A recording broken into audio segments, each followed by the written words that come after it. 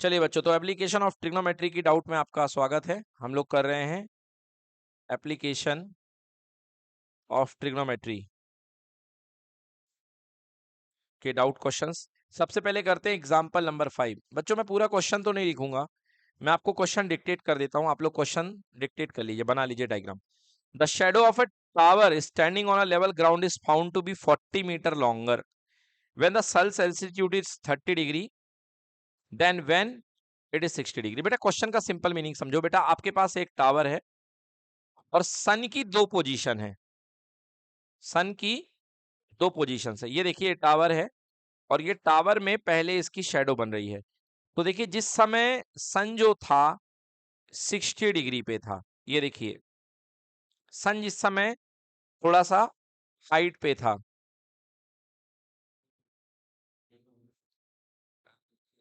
देखो बच्चों, तो पहले जो इसकी शेडो थी जिस समय सन जो था 60 डिग्री पे था, तो देखिए पहले ये कह रहा है कि सन का जो एलिवेशन है 60 डिग्री पे था। तो ये 60 डिग्री बेटा आप बना लो यहाँ पे, ध्यान से सुनो क्वेश्चन को। अब कह रहा है कि जैसे ही सन शाम होती है और शाम होती है सन नीचे आता है, तो ये जो शेडो होती है 40 मीटर लंबी हो जाती है। मतलब ये जो शेडो है, तो शेडो किसकी बनेगी बेटा? टावर की। ये देखो टावर का टॉप टी है और ये ग्राउंड है, और पहले टावर का ये टॉप टी वाला पॉइंट है, कहां पर आएगा? ए। तो शेडो आपकी मान लो कितने मीटर थी? एक्स मीटर थी पहले। अब शाम के समय जो टावर है, सूर्य नीचे आ जाएगा, तो जो एंगल ऑफ एलिवेशन होता है वो 30 डिग्री हो जाता है। ये देखिए 30 डिग्री, मतलब सन जो है देखा जाए तो यहां पर कहीं पर आ जाएगा, थोड़ा नीचे हो जाएगा, है ना। तो सन का एंगल ऑफ एलिवेशन 30 डिग्री हो जाता है। और कह रहा है इस समय जो नई वाली शेडो बनती है वो पुरानी वाली से 40 मीटर ज्यादा बनती है। तो बताइए क्या कह रहा है? Height of the tower. तो आपको टावर की हाइट फाइंड करनी है, एच फाइंड करना है। चलिए सवाल में ये ए है, इसका नाम बी ले लीजिए। को क्या फाइंड करनी है? हाइट। चलो सॉल्व करो। चलिए डायग्राम सबको एक्सप्लेन कर दिया। अब इसके बाद क्या लिखते हैं? Let the height of the tower T G equals to H. तो हाइट आपने क्या मान ली? एच मान ली है। और यहां से लेकर के यहां तक की जो पहली शेडो बन रही थी जो नहीं दिया था, आप उसको एक्स मान के चलो। Okay, x.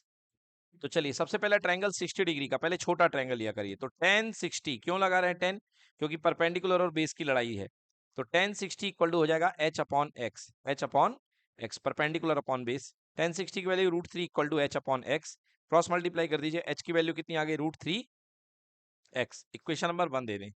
अब आ जाइए बड़ा वाला ट्रायंगल। देखिए बड़ा वाला ट्रायंगल है टी जी बी। बड़ा वाला ट्रायंगल है टी जी बी, और टी जी बी में ये जो एंगल कितने डिग्री है? 30 डिग्री। तो tan 30 degree equal to perpendicular है एच, और बेस ये पूरा का पूरा कितना हो जाएगा? यहाँ तक एक्स है और यहाँ तक 40 है। So tan 30 degree equal to H upon X plus 40। 1/√3, 10 30 की value equal to H upon X plus 40। 1/√3 equal to H की वैल्यू हमने निकाल ली अभी, √3x पुट कर दी। एच की वैल्यू आ गई √3x upon X plus 40। Cross multiply solve कर दिया। देखिए X plus 40 equal to √3 into √3x। X plus 40 equal to 3x हो गया, और 3x माइनस एक्स बन गया 2x। तो x इक्वल टू कितने मीटर? 20 मीटर। मतलब ओरिजिनल जो शेडो बन रही थी यहाँ पे शुरुआत में, वो कितने मीटर की थी? 20 मीटर की। हालांकि पूछा नहीं गया है। फिर आपसे क्या पूछा गया? हाइट पूछी गई है। तो h इक्वल टू √3x है, x की वैल्यू 20 आ गई है, तो आंसर कितना हो गया? 20 √3 की वैल्यू 1.73 होती है, अगर आप इसको रख देंगे तो आंसर आ जाएगा 34.6 metre.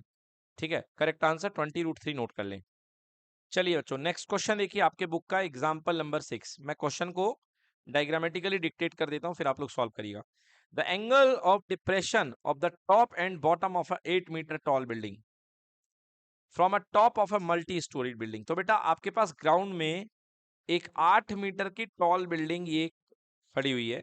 This is the B for building and G for ground. और यहां पर जो बिल्डिंग की हाइट है बेटा वो कितनी है? 8 मीटर। 8 मीटर की बिल्डिंग है। अब कह रहा है कि इस बिल्डिंग को एक अनादर मल्टी स्टोरीड बिल्डिंग है उससे देखा जाता है। ओके, क्या देखा जाता है? इसके टॉप को देखा जाता है और इसके बॉटम को देखा जाता है। और इसके टॉप का और बॉटम का जो एंगल ऑफ डिप्रेशन बनता है वो बनता है 30 डिग्री। तो मतलब बेटा यहां से देखा जा रहा है, तो यहां पर कोई ऑब्जर्वर है, इसका नाम पी ले लो।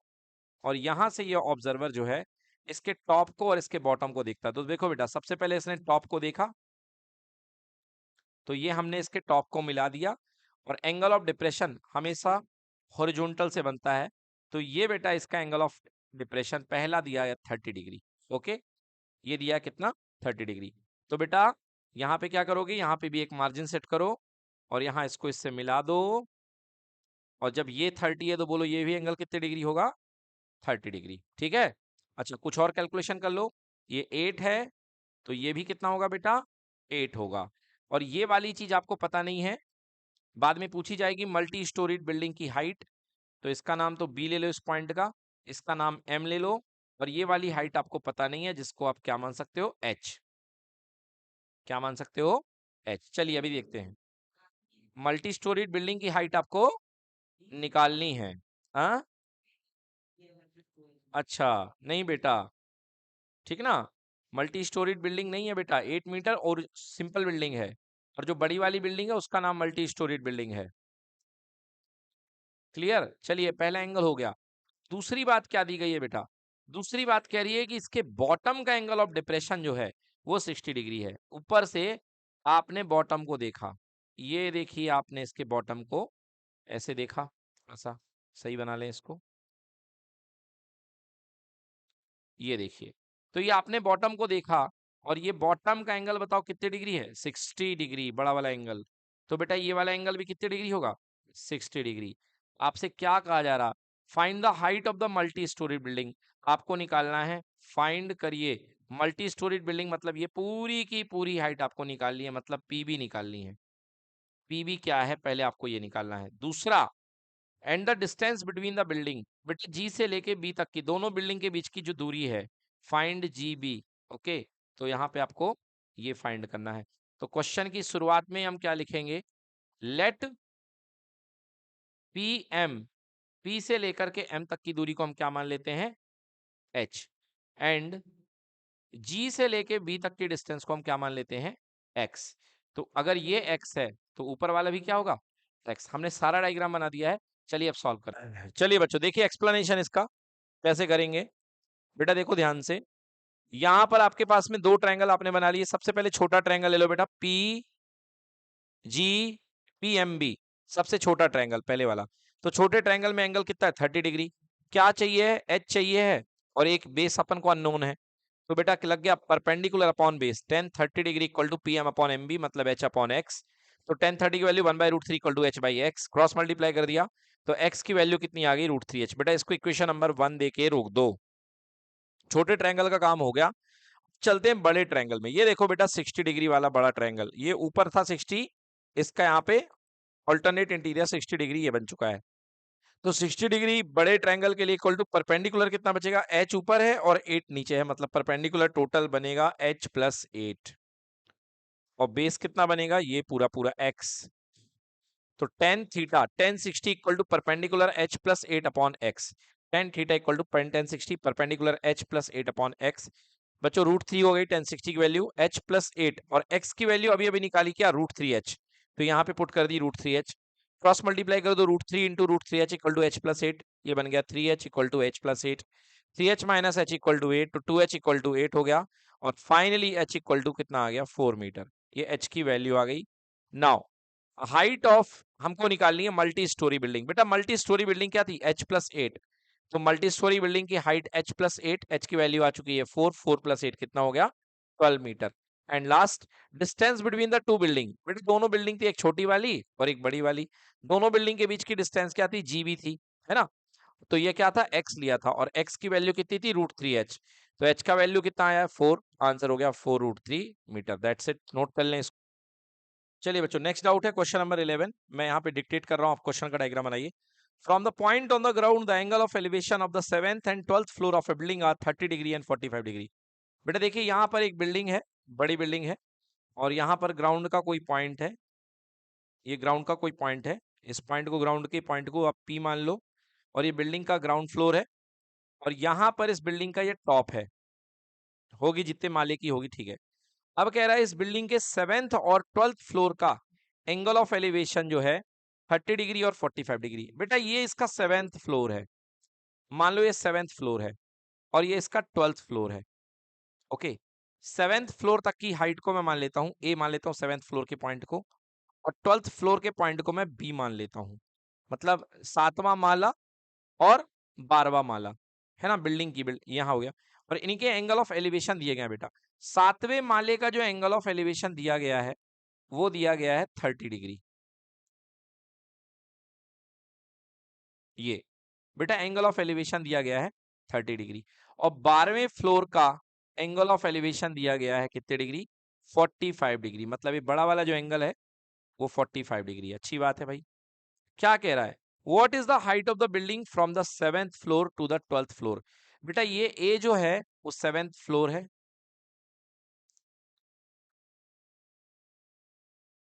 और जो बी है बेटा ये 12th फ्लोर है। केवल डायग्राम बनाने पे ध्यान दीजिए आराम से आप लोग। आपको कह रहा बताइए दोनों के बीच की हाइट कितनी है। मतलब आपको निकालना है ए बी। आपको क्या फाइंड करना है? ए बी फाइंड करना है। तो क्वेश्चन ने कहा भाई साहब ए बी फाइंड करके बताओ। तो जो पता नहीं है उसको अननोन मान लेते हैं। सबसे पहले इसको हम एच मान लेते हैं। Let A B equals to H.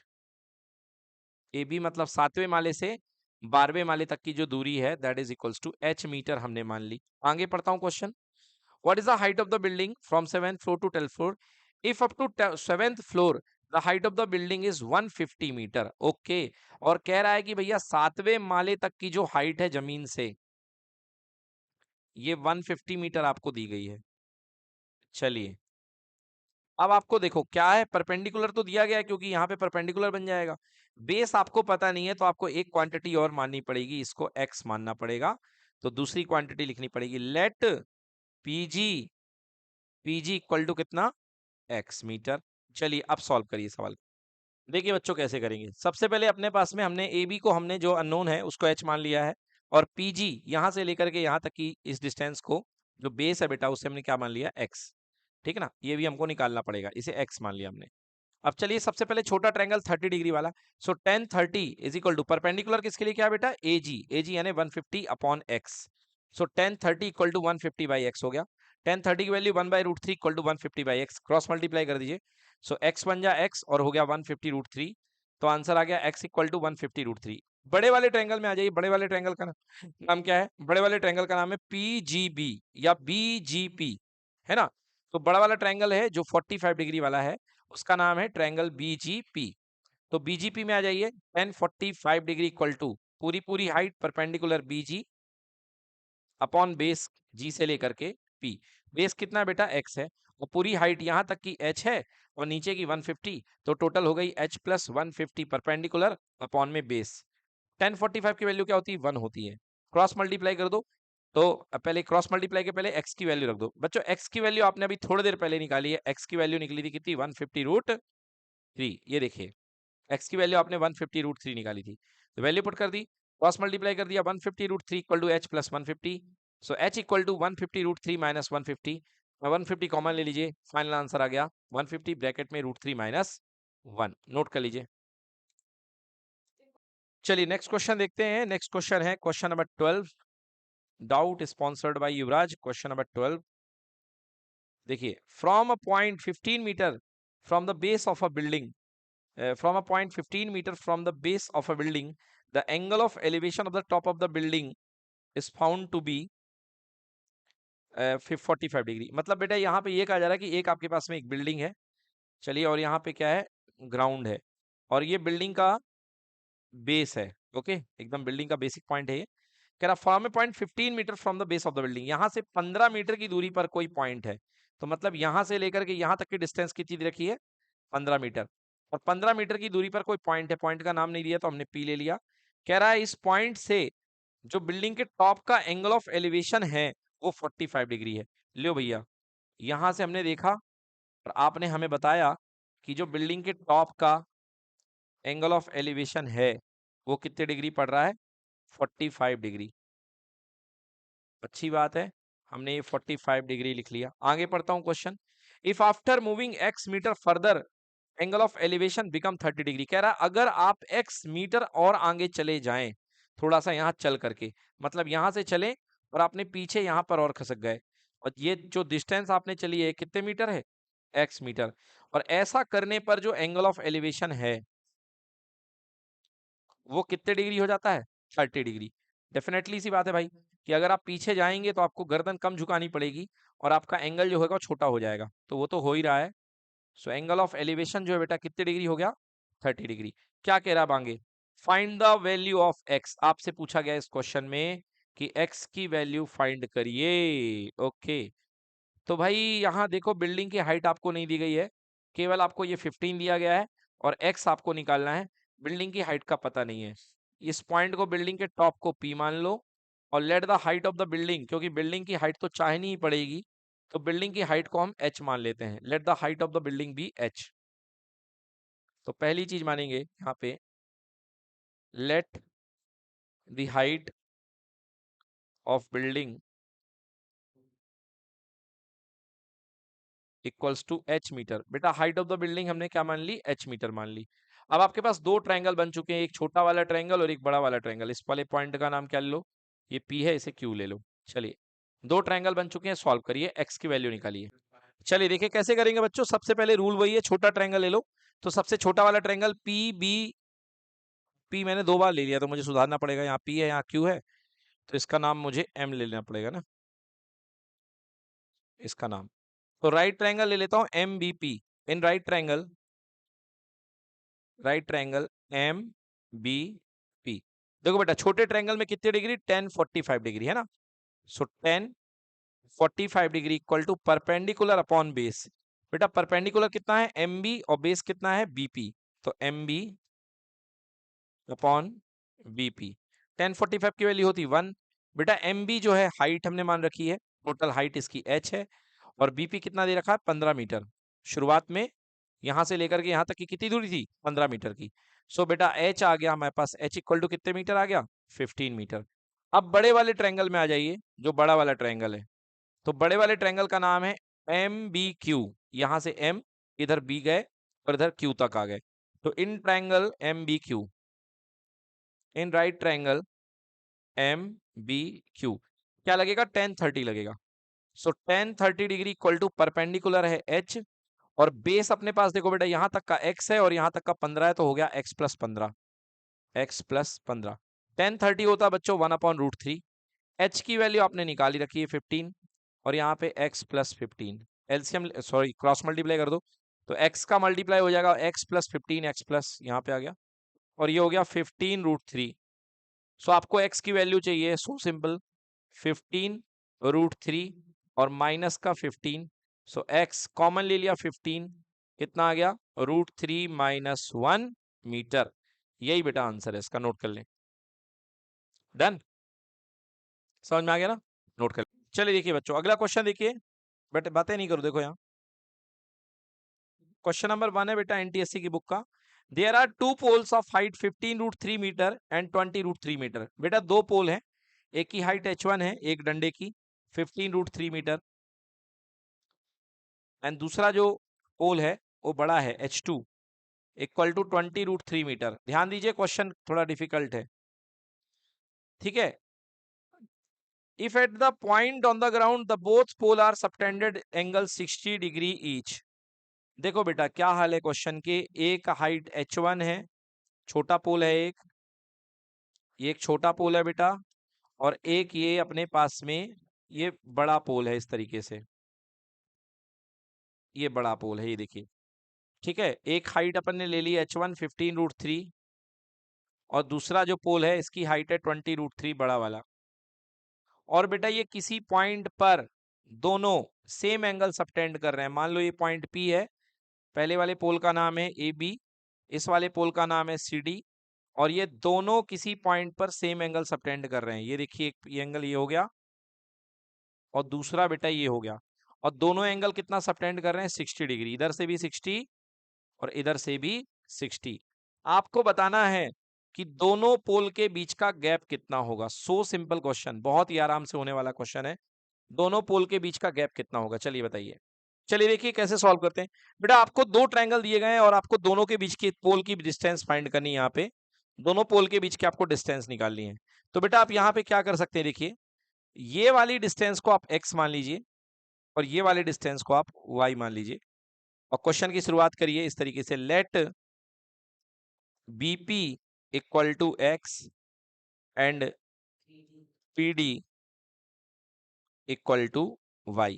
अब आपके पास देखिए इस 60 डिग्री वाले के लिए परपेंडिकुलर गिवन है और आपको बेस फाइंड करना, मतलब टेन थीटा लगाना पड़ेगा। यहां भी परपेंडिकुलर गिवन है और आपको बेस फाइंड करना, मतलब यहां भी टेन थीटा लगाना पड़ेगा। तो दो ट्रायंगल में आप टेन थीटा लगाइए।